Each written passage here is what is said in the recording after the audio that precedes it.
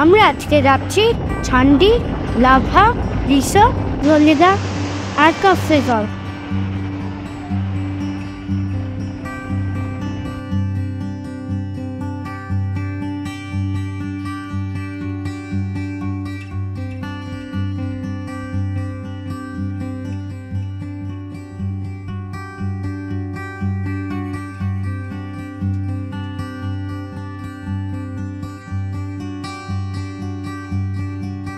Welcome back to my channel.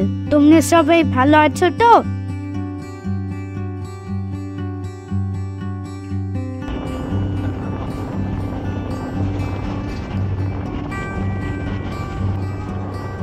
প্রায় 2 মাস আগে থেকে আমাদের এই ঘোরার প্ল্যান করা হয়েছিল। তখনও পর্যন্ত জানতাম না জুন মাসে তিস্তার এরকম ভয়াবহ রূপ দেখতে হবে। যদিও আমাদের যাত্রাপথের মধ্যে তিস্তার এই ভয়াবহ রূপের সংস্পর্শ কোথাও ছিল না। আমাদের জার্নি এখানে শুরু হচ্ছে। এই জার্নিটা 3টে পর্বে থাকবে। প্রথম পর্বে আমরা যাচ্ছি ঝান্ডিতে আমরা যাচ্ছি একটা বোলেরো ভাড়া করে। সেই বোলেরোটা আমরা পেয়েছিলাম শেষ পর্বে দেখানো যে হোমস্টেটা, তার মালিক আমাদেরকে এই বোলেরোর বুকিংয়ে সাহায্য করেন। এই বোলেরো ভাড়া ছিল 3800 টাকা করে পার ডে। এর মধ্যে ছিল শিলিগুড়ি থেকে পিক আপ, শিলিগুড়িতে ড্রপ, সাইট সিন আর সাথে ড্রাইভারে খাওয়া দাওয়া, নাইট স্টে সব কিছু মিলিয়ে 3800 টাকা করে পড়েছিল পার ডে।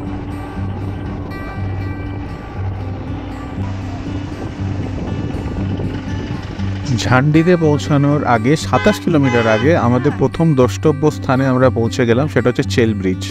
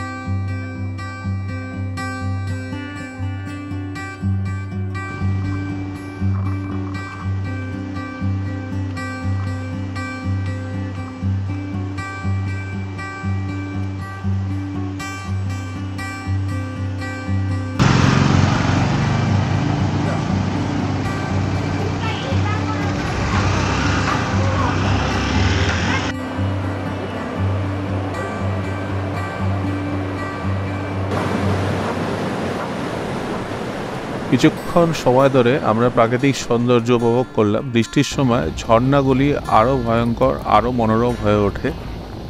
এরপরে আমরা এগিয়ে গেলাম আমাদের আজকের হোমস্টের উদ্দেশ্যে, সেটা হচ্ছে ঝান্ডি হেভেন।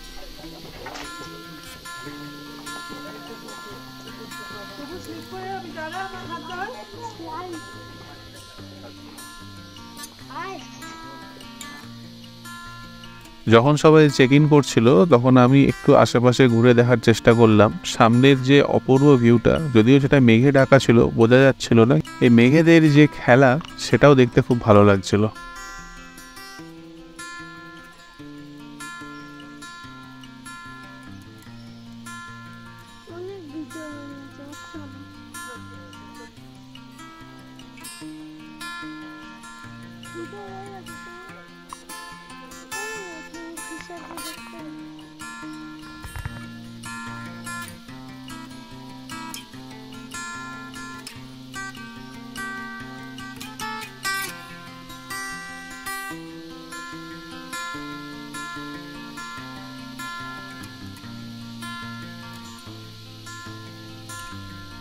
একটা গাছের সাথে এরকম কাঠ দিয়ে বেশ সুন্দর একটা মাচা মতো তৈরি করা রয়েছে। সেই মাচাতে আমরা উঠে একটু দেখার চেষ্টা করলাম কেমন লাগছে।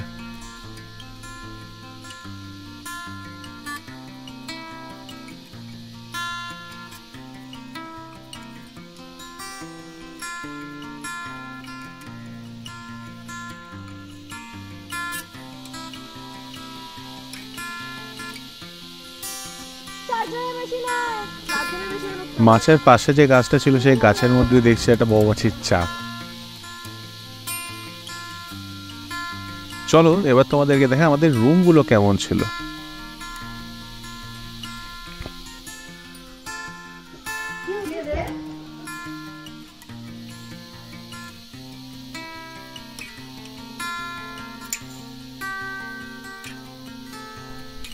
ওয়েদারটা এমন ছিল, দেখে মনে হচ্ছিল এই বুঝি বৃষ্টি নামলো, কিন্তু সেই ওয়েদারটাই চরম চুটিয়ে উপভোগ করছিলাম আমরা সবাই। দেখতে দেখতে বেলা গড়ালো, এবার খিদে পাচ্ছে, খেতে যেতে হবে।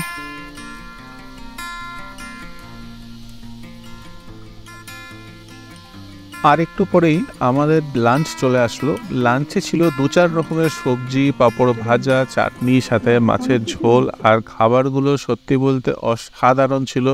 এর আগে যতবার পাহাড়ে আমরা খেয়েছি, মানে এরকম হোমস্টেতে আমরা খেয়েছি, সেখানে এত খাবারের ভ্যারাইটি আমি কোথাও পাইনি। যারা সার্ভ করছিল আর যিনি আমাদের টেক কেয়ার করছিলেন, ওনার ব্যবহার তো অসাধারণ। আমাদের সাথে অনেকক্ষণ উনি গল্প করতেও শুরু করে দিলেন খেতে খেতে।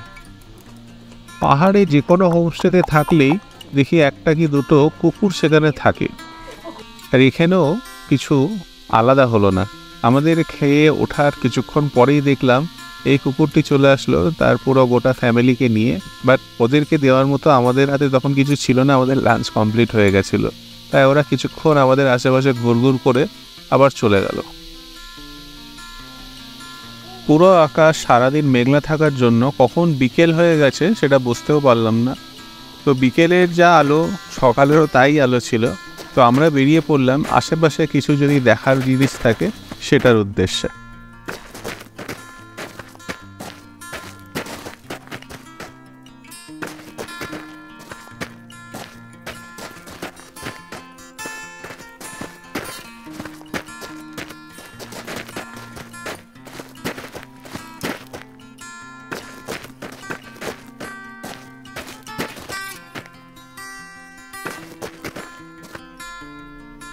ঝান্ডি হিমেল থেকে বেরিয়ে একটু এগিয়ে গেলাম, আর গিয়ে একটা সুন্দর ভিউ পয়েন্ট দেখতে পেলাম।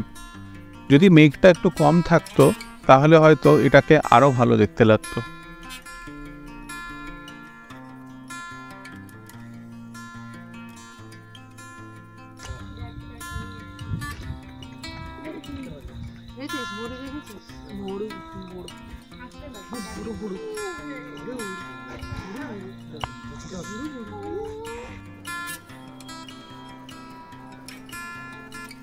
ফিরে আসলাম ঝান্ডি হিমেলে।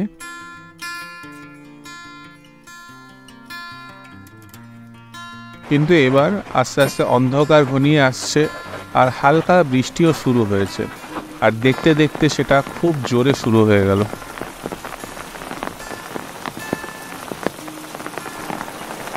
এত বৃষ্টি পড়ছিল যে আমরা আর রুমের ভেতর থেকে আর বেরোতে পারছিলাম না। আমাদের স্ন্যাক্স ছিল ইভিনিংয়ে চা আর সাথে ভেজ পকোড়া।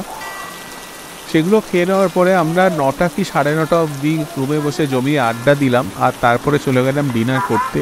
ডিনার করতে যখন যাচ্ছিলাম তখনও প্রচণ্ড বৃষ্টি পড়ছিল, আর সেই কারণে আমি ক্যামেরা নিয়ে যেতে পারিনি। রেস্টুরেন্টে গিয়ে বসে আমরা ডিনারটা করেছিলাম।